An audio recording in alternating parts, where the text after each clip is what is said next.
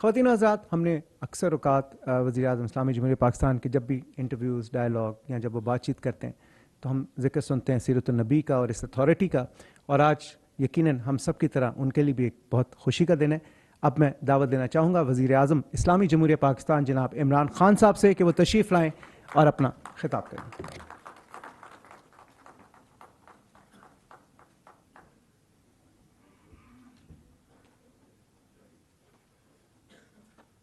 بسم اللہ الرحمن الرحیم، ایاک نعبد و ایاک نستعین۔ میں واقعی آج بڑا خوش ہوں کیونکہ بڑی 3 مہینے محنت اور کوشش کے بعد یہ کانسیپٹ کلیئر ہوا، اور ڈاکٹر انیس جو چیئرمین ہیں، میں ان کا خاص طور پہ شکر گزار بھی ہوں اور ان کو خراج تحسین بھی پیش کرتا ہوں کہ انہوں نے ایک پورا روڈ میپ اب سامنے رکھا ہے کہ اب یہ جو رحمت اللہ عالمین اتھارٹی ہے، اس کے کون کون سے سٹیپس ہوں گے، immediate term, short term, medium term اور لانگ ٹرم۔ میں سب سے پہلے اپنی قوم کے سامنے جو بات رکھنا چاہتا ہوں کہ کیوں ضرورت پڑی اس کی۔ سب سے پہلے مجھے یہ احساس ہوا کہ جو ہمارے یوتھ ہیں، ہمارے جو بچے ہیں، ان کو پوری طرح سمجھ ہی نہیں ہے کہ یہ ملک بنا کیوں تھا، اور ہمارے نبی صلی اللہ علیہ وسلم ان کا پیغام کیا تھا، کیوں ان کو فالو کرنے کے لیے اللہ نے حکم دیا قرآن میں۔ مجھے آہستہ یہ بھی نہیں لوگوں کو پتا کہ جب وہ نماز پڑھتے ہیں تو وہ اللہ سے مانگتے کیا ہیں، اور میں اکثریت کی بات کر رہا ہوں کہ ان کو یہی نہیں پتا جب وہ کہتے ہیں ایک ہی چیز نماز پہ مانگتے ہیں نا کہ اللہ ان کے راستے پہ لگا جن کو تو نے نعمتیں بخشی، ان کے نہیں جو غلط راستے پہ چلے گئے۔ تو جن کو اللہ نے نعمتیں بخشی سب سے زیادہ وہ تو ہمارے نبی صلی اللہ علیہ وسلم تھے، باقی بھی پیغمبر تھے۔ تو اصل میں تو ہم سارا وقت نماز پہ ایک ہی چیز مانگ رہے ہوتے ہیں کہ ان کے راستے پہ چلو۔ تو ان کا راستہ کیوں اتنا ضروری ہے؟ کیا ہمیں سمجھ ہے کہ اللہ کیوں ہمیں کہتا ہے ان کے راستے پہ چلو؟ کیونکہ دنیا کی تاریخ کا کبھی کسی انسان نے وہ اچیو نہیں کیا، کبھی اس کی یعنی آپ 5% بھی اچیومنٹ نہیں جو کہ ہمارے نبی صلی اللہ علیہ وسلم نے کیا، اور نہ کوئی کر سکتا ہے۔ یہ جب 100 گریٹسٹ مین، ان کے اوپر ایک کتاب ہے، پتہ نہیں اس کا کیا نام ہے، ہارٹ یا کچھ ہے، وہ نمبر 1 پہ ان کو کیوں رکھتا ہے؟ وہ تو مسلمان نہیں ہے، لیکن وہ اچیومنٹس پہ رکھتا ہے کہ کسی انسان نے وہ چیزیں اچیو نہیں کی۔ تو اللہ ہمیں کیوں کہتا ہے کہ ان کے راستے پہ چلو؟ ہماری بہتری کے لیے۔ جب وہ کہتا ہے کہ وہ 2 راستے آپ کے سامنے، ایک اللہ کی وہ راستے جس پہ اللہ نے نعمتیں بخشی ہیں، تو وہ جو راستہ ہے وہ آسان راستہ نہیں ہے، کیونکہ نبی صلی اللہ علیہ وسلم کا آسان راستہ نہیں تھا، لیکن وہ انسان کی عظمت کا راستہ تھا۔ تو ہمیں مجھے احساس ہونا شروع ہوا بہت پہلے، پولیٹکس میں آنے سے بھی پہلے، کہ مجھے یہ احساس ہونا شروع ہوا کہ ہمیں کسی کو، میں نے جب کم از کم میں جب اسکول میں تھا تو میں نے جب پڑھا تو مجھے کبھی یہ چیزیں نہیں کسی نے بتائیں۔ مجھے میری دینیات اور اسلامیات کی کلاس کے اندر مجھے کبھی یہ نہیں بتایا گیا کہ کیوں میں نبی صلی اللہ علیہ وسلم کے راستے پہ چلوں۔ پھر مجھے یہ بھی نہیں بتایا گیا کہ وہ ریاست مدینہ، وہ کیا اس کے کیا پرنسپلز تھے کہ ایک دم وہ لوگ جن کی حیثیت ہی کوئی نہیں تھی، دیکھتے دیکھتے 2 سپر پاورز ان کے سامنے گرتی ہیں اور دنیا کی امامت کرنا شروع کر دیتے ہیں۔ وہ کون سے پرنسپلز تھے؟ ہمیں تو سارا وقت جو بتایا گیا تھا کہ دیکھیں جی اگر آپ نے آگے بڑھنا ہے تو وہ برطانیہ، اور میں جب اسکول میں تھا تو نہیں ہمیں آزادی ملی تھی، تو ہماری بھی ذہنی غلامی تھی کہ ان کے راستے پہ چلو، وہ دیکھو وہ جو انگریز ہے، جو ان کا سسٹم ہے، جو ویسٹ منسٹر ڈیموکریسی ہے، اس کے راستے پہ چلو اگر اوپر جانا ہے۔ ہمیں پڑھایا کچھ جاتا تھا، لیکن اصل میں ہمیں یہ کہا جاتا تھا کہ اصل میں انسان اوپر جا ہی نہیں سکتا جب تک ان کے راستے پہ نہ چلو جنہوں نے آپ کے اوپر حکومت کی تھی۔ اور یہ سب سے بڑا مسئلہ ہے کہ ہمارے میں ایک ڈسکنیکٹ ہے۔ ہماری ہم جب دین کی اپنے بچوں کو تعلیم دیتے ہیں، ہم ان کو یہ بتا ہی نہیں سکتے کہ کیوں، کیا وجہ ہے کہ آپ کو یہ یہ جو ہم آپ کو پڑھاتے ہیں کہ ان کے راستے پہ کیوں چلو. تو دیکھیں میری جو میں کوئی اسلامک اسکالر نہیں ہوں, میری تو اپنی زندگی سے سارے تجربہ ہوا ہے مجھے. میں تو اسلام کی طرف, دین کی طرف, اسلام تو خیر ہم پیدا ہی اسلام میں ہوئے تھے, لیکن دین کی طرف سے تو میں اپنی زندگی کے تجربے سے آیا ہوں. اور وہ کیسے؟ کیونکہ مجھے دو مختلف کلچرز کو میں نے اندر سے دیکھا. اپنے پاکستان کا تو میں ماں باپ اور ہمارے اسکول کلچر تو دیکھ ہی لیا تھا, لیکن میں نے مغربی کلچر کو اندر سے دیکھا, اور پھر میں نے اپنا تجزیہ کر کے میں پھر ان نتیجوں پہ پہنچا. اور آہستہ آہستہ جو اصل چینج جب میرے میں آیا, جب میں نے نبی صلی اللہ علیہ وسلم کی زندگی پڑھی, ان کی سیرت پڑھی, اسٹڈی کیا اس کو, تو اصل میں تو چینج تب میرے میں آیا. تو میں یہ سمجھتا ہوں کہ جو ہم نے اپنے بچوں کو, اگر ہم نے صحیح تربیت دے دی اور صحیح معنی میں ان کو سیرت نبی, ان کو اسکول سے ان کو صرف بتا دیا کہ وہ ان کا راستہ کیا تھا, یہی اس قوم کو اوپر اٹھا دے گی. کیونکہ کوئی قوم جس کا کیریکٹر بڑا نہیں ہوتا وہ بڑی قوم نہیں بن سکتی. تو جو انہوں نے مدینہ میں کیا کیا تھا, انہوں نے سب سے پہلے تو 2 پرنسپلز پہ مدینہ کی ریاست بنائی, عدل اور انصاف اور فلاحی ریاست. اور انہوں نے پھر انسانوں کی کیریکٹر بلڈنگ کی. وہی لوگ تھے, انہوں نے ان کو جو کیریکٹر کی ٹرانسفارمیشن کی, یہی چینج تھا. تو وہ تو دنیا کے سامنے وہ لوگ جو عرب 2 سپر پاورز کے بیچ میں تھے, کوئی حیثیت نہیں تھی, وہ ایک تاریخ ہے. یہ کوئی یعنی باقی اللہ کے پیغمبروں کی تاریخ میں اس طرح ڈیلی زندگی کسی کی بھی نہیں ہے. یہ ہمیں اپنے نبی کی تو ہمیں پہلے دن سے پتہ ہے کہ ان کی زندگی کب انہوں نے ہجرت کی اور پھر کب دنیا سے گئے, وہ سارے ان کا ریکارڈ ہے ہمارے پاس, کہ کب جنگ بدر ہوئی, پھر خندق ہوئی, پھر وہ جو ان کو صلح حدیبیہ ہوئی, یہ سارا تاریخ کا حصہ ہے. تو ایک سمجھ لیں, ہمیں کبھی اپنے آپ سے پوچھتے رہیں کہ یہ کیا ٹرانسفارمیشن تھی کہ ایک دم, یہ کہیں بھی دنیا کا اس کی کوئی مثال نہیں ہے کہ ایک دم ٹرانسفارم ہو کے ایک دنیا کی امامت کی. اس لیے اللہ کہتا ہے کہ ان کی زندگی سے سیکھو, ہماری بہتری کے لیے. ہم اگر اس پہ چلیں گے قوم اٹھ جائے گی, اگر انسان ان کو کاپی کرے گا وہ کیریکٹر بڑا ہو جائے گا. پھر جب سے مجھے حکومت ملی تو میں نے یہ کیوں میں نے رحمت اللہ عالمین اتھارٹی کا فیصلہ کیا. سب سے پہلے میں کیونکہ مغربی کلچر بھی سمجھتا تھا, اپنا بھی کلچر دیکھا, تو میں نے یہ ریئلائز کیا کہ گورنمنٹ کئی چیزیں نہیں ٹھیک کر سکتی. کیا نہیں ہم ٹھیک کر سکتے؟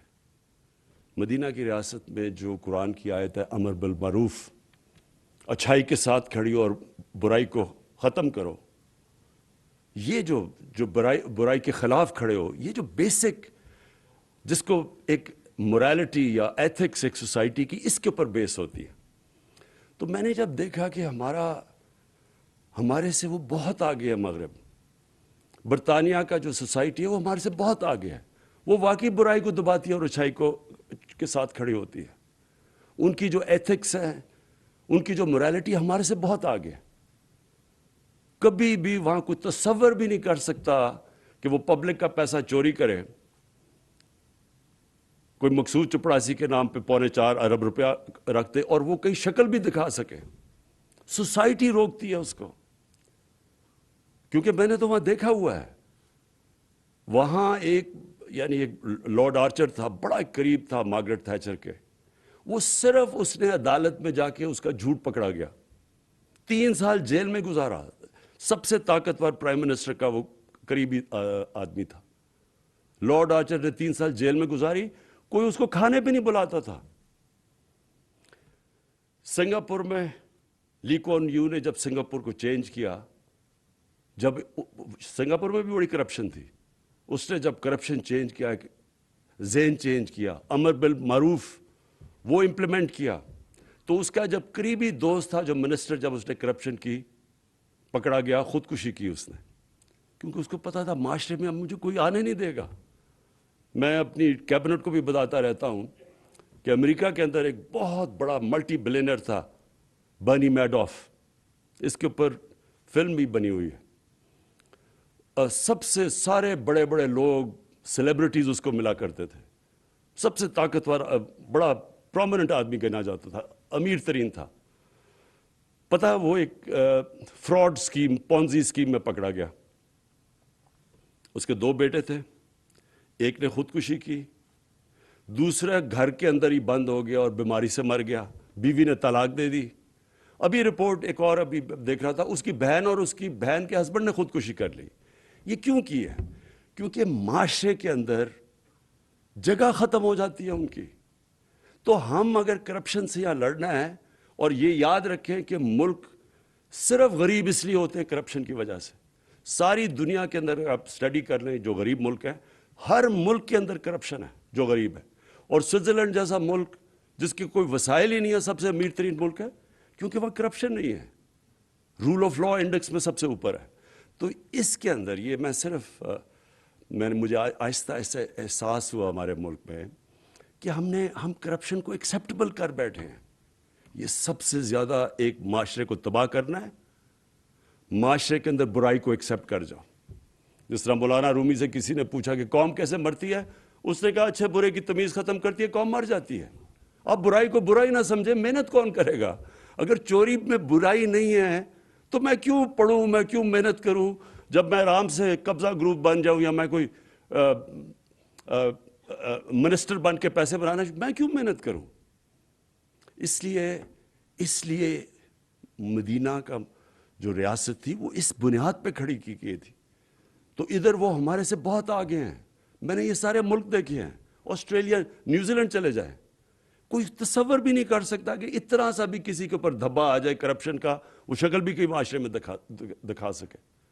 تو یہ اس لیے اپنے بچوں کو ہمیں سیرت نبی پڑھانی ہے، تاکہ ہمارے بچے جب قوم فیصلہ کرے گی کہ ہم نے کسی نے بدی کی، برائی کی، قوم اس کو آئسولیٹ کرے گی.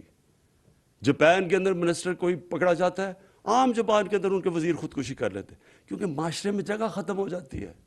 آپ وہ چوروں کے اوپر پھول پھینکیں گے، آپ کے مین لوگ وہ نیب کے کورٹ پہ جا رہے ہیں، پھول پھینک رہے ہیں، وہ جا کے ایک باہر بھاگ گیا ہے، جھوٹ بول کے وہ باہر بھاگا ہوا ہے، اربوں روپے کی پراپرٹیز میں بیٹھے. یہاں بڑے بڑے صحافی کہہ رہے ہیں جی اسے تقریر کرنے دو.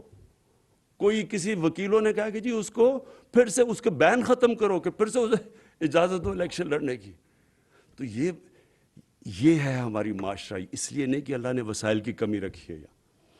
دوسری چیز، جب میں نے پولیس چیفز کو بلایا شروع میں اور کرائم چارٹ دیکھا، آئی جیز کو میں نے کہا کہ کون سی کرائم سب سے زیادہ ہے، اور میں 3 سال پہلے کی بات کر رہا ہوں. مجھے یہاں اسلام آباد آئی جی نے اور پنجاب، انہوں نے کہا جی سیکس کرائم تیزی سے اوپر جا رہی ہے. اور وہاں قصور میں واقعہ ہوا تھا بچوں کے ساتھ چائلڈ پورنوگرافی کا. میں نے بڑے چن کے ایک ڈی آئی جی کو چنا، اور میں نے کہا تم خود جا کے، کیونکہ وہاں کچھ پکڑا کوئی نہیں جا رہا تھا. تو ڈی آئی جی نے جب واپس آ کے مجھے رپورٹ دی، تب سے مجھے خوف ہونا شروع ہوا. پہلے تو سیکس کرائم سارے پاکستان میں بڑھ رہی تھی. دوسرا اس نے جو رپورٹ دی، اس نے کہا جی وہاں اس نے کہا جب تک آپ نے ٹیچرز کو، علماء کو، معززین کو ساتھ نہ ملا کے پوری کیمپین نہ کی، ہم کچھ نہیں کر سکتے، کیونکہ کوئی رپورٹ ہی نہیں کرتا کرائم. اب پولیس تو تب پکڑے گی جب کوئی کرائم رپورٹ کرے گا. تو جب کوئی کرائم ہی نہیں رپورٹ کر رہا، پولیس نے کیا ایکشن لینا ہے؟ تو آہستہ آہستہ یہاں بھی جب میں نے کرائم چارٹ دیکھا تو ریپ اور چائلڈ ابیوز، جو بچوں سے زیادتی ہے، وہ دونوں بڑھ رہی ہیں. اور اس کی جو سب سے تکلیف دہ چیز ہے کہ 1% بھی نہیں رپورٹ ہوتی پولیس میں. لوگوں کو شرم آتی ہے، فیملیز شرما جاتی ہیں، گھبراتے ہیں کہ ہماری بری پبلسٹی ہوگی، چپ کر جاتے ہیں بیچارے. تو تب میں نے پھر سوچا کہ ہم یہ صرف گورنمنٹ اس کا مقابلہ نہیں کر سکتی، اس کا معاشرہ اس کے خلاف مقابلہ کرے گا. اور معاشرہ تب مقابلہ کرے گا جب ہم معاشرے کے اندر یہ ایتھکس تو دیں، لوگوں کو بتائیں تو صحیح کہ کیوں اسلام کے اندر یہ جو ہمارا پردے کا کانسیپٹ ہے، اور میں صرف کپڑوں کی بات نہیں کر رہا، آنکھوں کا پردہ، یہ جو کانسیپٹ ہے یہ کیوں ہے؟ اور پھر کیونکہ میں نے مغرب بھی دیکھا ہوا ہے اور یہاں کی بھی سوسائٹی دیکھی ہے، میں جب شروع میں گیا برطانیہ تو 14 میں 1 طلاق ہوتی تھی وہاں، اور دیکھتے دیکھتے وہاں 70% طلاقیں شروع ہو گئی. کیا چینج آیا؟ ان کی جو پبلک موریلٹی تھی وہ چینج ہو گئی. جو ٹی وی پہ اور فلموں پہ جو چیزیں آنی شروع ہوئی وہ آہستہ آہستہ زیادہ فحاشی بڑھتی گئی. جیسے جیسے اور تو پھر جب ہم اپنا دین کو سٹڈی کرتے ہیں کہ یہ پردہ کیا کانسیپٹ ہے، پردہ تو فیملی سسٹم کو پروٹیکٹ کرنے کے لیے. اور اس کے اوپر اگر کبھی کسی نے سمجھایا لوگوں کو کہ اس کے پیچھے کیا ہے، ہم تو صرف کیا کہتے ہیں آرڈر کر دیتے کہ جی کپڑے ایسے کرو ویسے پہلے اس کی سائیکالوجی تو پیچھے بتائیں کہ کیوں کہہ رہے ہیں آپ، کیونکہ اس کے پیچھے تو بڑا فلسفہ ہے. اور جیسے جیسے ایک سوسائٹی کے اندر آپ فحاشی بڑھاتے رہے، سب سے پہلا مسئلہ آتا ہے فیملی سسٹم میں. آپ اگر ہالی ووڈ کے اندر آپ ذرا کبھی پڑھ لیں کہ ہالی ووڈ میں جدھر سے سارا ٹرینڈز نکلتی ہیں تو وہاں ایک شادی 2.5 سال لاسٹ کرتی ہے ایوریج پہ، کیونکہ آپ بڑھاتے جائیں گے وہ اس کا ڈائریکٹ امپیکٹ فیملی سسٹم پہ پڑے گا. اور پھر فیملی سسٹم جب ایک گھر ٹوٹتا ہے تو اس کے کیا معاشرے کے اوپر مسئلے آتے ہیں. کیوں ہمارے دین کے اندر اتنا زور ہے کہ اپنی فیملی کو پروٹیکٹ کرو؟ ڈیورس کیوں اتنی بری سمجھی جاتی ہے؟ کیونکہ اس کا بچوں پہ افیکٹ پڑتا ہے. تو جب ہم وہاں دیکھتا ہوں تو ان کی بہت بڑی تباہی آئی ہے اس کی وجہ سے. سارا مغرب کے اندر پچھلے 30-40 سال دیکھیں فیملی سسٹم ٹوٹتا جا رہا ہے. ہم ان سے بہت آگے، اللہ نے ہمارا فیملی سسٹم ابھی بھی پروٹیکٹ کیا ہوا ہے. اور ابھی بھی ہمارے علماء کو، ہماری یہ اتھارٹی، کم از کم ہم اپنے یوتھ کو یونیورسٹیز میں کالجز میں بتائیں تو صحیح کہ فلسفہ اس کے پیچھے کیا ہے، کیا پرابلم ہوتا ہے جب فیملی ٹوٹتی ہے. بچوں کے اوپر کیوں نہیں بچے کمپیٹ کر سکتے ایکڈیمکلی جب ایک ٹوٹے ہوئے گھر سے آتے ہیں؟ ان کا اس کے بڑے اب اس کے اوپر کافی ریسرچ ہوئی ہے، ہمارے لوگوں کو پوری طرح اس کی سمجھ. اس لیے میں نے، کیونکہ یہ معاشرہ لڑتا ہے اس سے، یہ گورنمنٹ نہیں لڑ سکتی. اور تو ہم نے تب سوچا کہ اس کا تو طریقہ یہ ہے کہ ہم اسکالرس کو اکٹھا کریں اور پھر سارے اور بھی علماء سب کو اکٹھا کریں، تقسیم نہ کریں. یہاں ایک یہ بڑا پرابلم ہے کہ سب کی اپنی مسجد بٹھا کے علیحدہ چل رہے ہوتے ہیں. مقصد تو ہم سب کا ایک ہی ہے. تو اس لیے کامن گراؤنڈ پہ سب کو اکٹھا کریں اور پھر اپنی اسکولوں سے شروع کریں. جس طرح ڈاکٹر انیس نے بالکل بات ٹھیک کی کہ کارٹونز جو ہیں ان کے اندر آپ دیکھیں کلچر کیا آتا ہے. آپ کارٹون ذرا کبھی دیکھیں، بچے کیا دیکھ رہے ہیں؟ نہ وہاں ماں باپ کی عزت ہے. ماں باپ کی عزت کے پیچھے پورا فلسفہ ہے. فلسفہ کیا ہے ماں باپ کی عزت کے پیچھے؟ ہمارے دین میں کیوں ماں باپ کی عزت ہے؟ آپ ان کے پروگرام دیکھیں جو بچے دیکھ رہے ہیں، اس میں تو ماں باپ کی عزت نہیں ہے، استاد کی عزت ہے. ماں باپ کی عزت کیوں امپورٹنٹ ہے؟ ماں باپ کی عزت اس لیے امپورٹنٹ ہے کہ ماں یا باپ خود جو مرضی زندگی کے اندر گناہ کریں اور برے کام کریں، وہ چاہتے اپنے بچوں کو ان سے سیکھ کے بچوں کو کہتے ہیں کہ آپ یہ نہ کریں. کیونکہ بچوں کی بھلائی سب سے زیادہ بلوس جو پیار ہوتا ہے وہ ماں باپ کا بچوں سے ہوتا ہے. تو وہ چاہتے ہیں کہ ہمارے بچے کم از کم ٹھیک ہو. اس لیے قرآن میں کہا کہ ماں باپ کی عزت کرو. اس لیے نہیں کہ ماں باپ فرشتے ہیں، اس لیے کہ ماں باپ اپنی جو غلطیاں کی ہیں وہ یہ نہیں چاہتے ہمارے بچے ہماری غلطیاں دہرائیں. جو آپ نے بڑا اچھا، میں صرف آپ کے سامنے رکھوں کیونکہ ڈاکٹر نیز آپ نے پہلی دفعہ بڑی محنت کر کے ایک پورا روڈ میپ آپ بنایا ہے ہمارے رحمت اللہ عالمین کا. تو کیریکٹر بلڈنگ کے لیے، اچھا کیریکٹر بلڈنگ کے اندر لیڈرشپ بھی آ جاتی ہے. دیکھیں لیڈرشپ جو دنیا میں کوئی بھی پیمانے پہ دیکھ لیں تو وہ لیڈرشپ کسی انسان کی نہیں تھی جو نبی صلی اللہ علیہ وسلم کی تھی. اس کی ٹیسٹ کیا تھا کہ جو ان کے دنیا کے جانے کے بعد پیریڈ دیکھیں تو اتنے زیادہ عظیم لوگ کبھی اتنی تھوڑے ٹائم ہسٹری میں آئے نہیں ہیں، کیونکہ جو ان کو دیکھ رہے تھے وہ عظیم لوگ بن گئے. تو سب یہ جو لیڈرشپ کانسیپٹ ہے یہ بہت امپورٹنٹ ہے کہ ہم بتائیں تو صحیح اپنے یوتھ کو کہ لیڈرشپ کی وہ کون سی کوالٹیز ہیں. اور پھر ایجوکیشن، بچوں کو یہ جو سیرت کا بتائیں لوگوں کو کہ کیا وہ کون سی کوالٹیز تھی. فیملی سسٹم میں کیا بیٹھا ہوں. Interfaith communal harmony.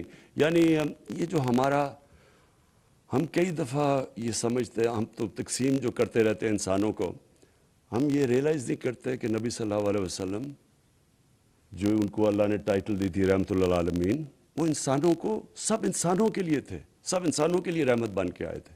وہ یونائٹ کرنے آئے تھے انسانوں کو. جو مساک مدینہ تھا وہ جو یہودی بھی تھے, عیسائی بھی تھے, لیکن ان سب کو انہوں نے یونائٹ کیا تھا.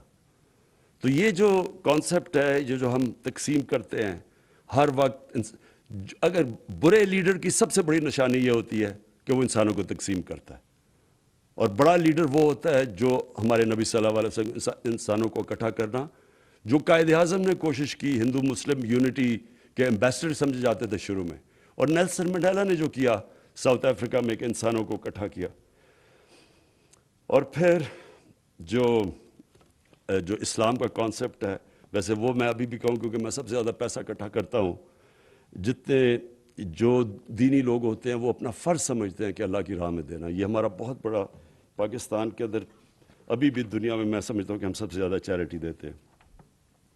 اور پھر ہیومن رائٹس, ہمیں باہر سے لیکچر ملتے ہیں ہیومن رائٹس کے, یہ سارے ہیومن رائٹس تو نبی صلی اللہ علیہ وسلم, آپ ان کی سیرت جب پڑھیں تو اس میں سارے لکھے ہوئے ہیں کہ کیا انسانیت, جو ان کا آخری خطبہ ہے وہ تو ہیومن رائٹس کا چارٹر ہے, اگر آپ اس کو صحیح طرح سمجھیں. تو میں ڈاکٹر انیس آپ کو یہ آج کہنا چاہتا ہوں کہ ہماری پوری گورنمنٹ کی آپ کی سپورٹ آپ کے ساتھ ہوگی, اور یہ مجھے بڑی خوشی ہوئی کہ یہ ہم اسلامک آئیڈیالوجی کونسل قبلہ یاز آپ ان کے ساتھ ہوں گے, اسلامک یونیورسٹی اس کے اسکالرز بیٹھے ہوئے ہیں, ان کے ٹیچرز بیٹھے ہوئے ہیں. میں یہ بیسکلی چاہ رہا ہوں کہ دیکھیں, یہ اللہ نے جب اس ملک کو بنایا تھا تو یہ بہت بڑی خواب کا نام تھا پاکستان. ہندوستان کے مسلمانوں نے بھی پاکستان کے لیے ووٹ دی تھی جب پتہ تھا کہ انہوں نے پاکستان کا حصہ نہیں بننا, کیونکہ وہ سب چاہتے تھے کہ ایک جو علامہ اقبال نے کہا نا کہ مثال بنے گی کہ ہم اصل میں اسلام کیا ہے. تو وہ جو سفر ہے, اور پھر میں یہ کہہ دوں کہ یہ جو ہم مانگتے ہیں کہ اللہ سیدھے راستے پہ لگا, سیدھے راستے کا سفر شروع ہوتا ہے. وہ اللہ نے یہ نہیں کہا کہ اس منزل پہ پہنچا دے, انہوں نے کہا نہیں اس راستے پہ لگاؤ, کیونکہ راستہ کے مطلب ایک مسلسل جد و جہد. سیدھا راستہ کانسٹنٹ ریفارمیشن آف کیریکٹر کا نام ہے, مسلسل اپنے آپ کو آپ ریفارم کر رہے ہوتے ہیں. اور جو قوم بھی جب اس راستے پہ اب جب ہم کہتے ہیں ریاست مدینہ, ایک یہ جہاد کا نام ہے. آپ کو جو قانون کی بالادستی یعنی قانون کی حکمرانی قائم کرنا جہاد ہے, کیونکہ آپ کا مقابلہ مافیاز کے ساتھ ہے. وہ نہیں قانون کے نیچے آنا چاہتے, وہ NRO لینا چاہتے ہیں, وہ آپ کو بلیک میل کرتے ہیں کہ ہم آپ کو چلنے نہیں دیں گے جب تک ہمیں چھوٹ نہ دو. تو یہ جہاد ہے, یہ مسلسل ایک معاشرہ جہاد لڑتا ہے اس عظمت پہ پہنچنے کے لیے. انسان بھی لڑتا ہے اپنے کیریکٹر ریفارمیشن میں, اور ایک معاشرہ بھی جو مدینہ کی ریاست کا کانسیپٹ ہے وہ ایک پوری جد و جہد کرتا ہے. انسانیت کا جو کانسیپٹ ہے ہمارے دین کے اندر, مجھے افسوس سے کہنا پڑتا ہے کہ آپ اسکینڈینیویا جائیں, آپ کو تکلیف ہوتی ہے ان کے انسانیت کا نظام دیکھ کے, کتنی زبردست ویلفیئر اسٹیٹ. وہ جانوروں کو کیسے رکھتے ہیں, انسانوں کی تو دور کی بات ہے. میں آپ کو یقین دلاؤں کہ زیادہ تر مسلمان دنیا میں ہم اپنے انسانوں کو ویسے نہیں رکھتے جو آپ اسکینڈینیویا میں چلا جائے وہ جانوروں کو جس طرح رکھتے ہیں. تو ہمیں وہ اس سفر آغاز کر دیا شروع. مجھے بڑی خوشی ہے کہ جو ابھی تک ہم نے قدم اٹھائے ہیں یہ کبھی پاکستان کی تاریخ میں کسی نے نہیں پہلے اٹھائے. یعنی جو سب سے بڑی چیز ایک گھر میں بیماری ہوتی ہے تو سب سے بڑا حالات, ان کی تکلیف کیا تکلیف ہوتی ہوگی کہ جب وہ گھر میں کوئی بچہ بیمار, ماں باپ بیمار, کہ ان کے پاس پیسے نہیں علاج کروانے کے لیے. تو ہیلتھ کارڈ, یہ جو سب سے پہلا کہ سارے گھروں کے اندر ہر خاندان کے پاس 10 لاکھ کی ہیلتھ انشورنس, یہ بہت بڑا قدم تھا. بڑی مشکلوں سے ہم یہاں پہنچے. اور اس کے علاوہ بھی جو ہم نے جو احساس کے پروگرامز لے کے آئے ہیں سامنے, یہ بھی سب کبھی اتنا زیادہ پیسہ کسی گورنمنٹ نے خرچ کیا.